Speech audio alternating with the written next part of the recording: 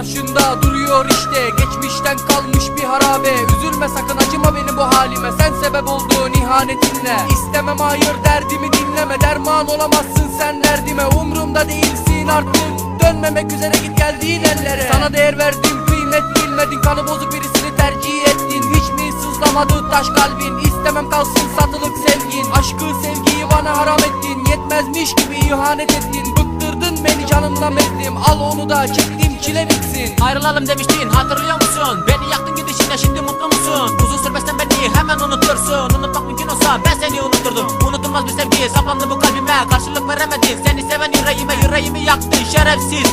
Ben seni sevdim ölümüne, böyle çekip gidişim benim ölümüm olur. Dostum kalmadı hiç, dostlara düşman olur. Bu koskoca dünyada dertler hep beni mi bulur? Derdime dert kattın sen, ölüm kurtuluşum olur. Deli gibi sevmiştim, kıymetimi bilmedim. Acı sapladın kalbime, acısını ben çektim. Yıktın hayatımı sen kahpe, kalbimi ben sana vermiştim. sen bu kadar kalpsiz olamazsın. Şerefini 3 kuruşa satamazsın. İnkar etmem, beni kandırdın. Şeytan yüzüne bakıp aldandım. Bir gülüşün bir öpüşün, seni seviyorum aşkım değişine bağlandım. Sen beni yaktın, tek dileğim Allah da seni böyle yaksın. Seni tanıdığım güne lanet olsun, senin de hayatın sana haram olsun. Bütün hayallerin kabusa dönsün, umutların birer birer solsun. Aldanma sakın, sen de bir kulsun, ölünce kalmaz bedende ruhum. Bedenimi esir aldın zalim, adını kalbimden sildim. Sana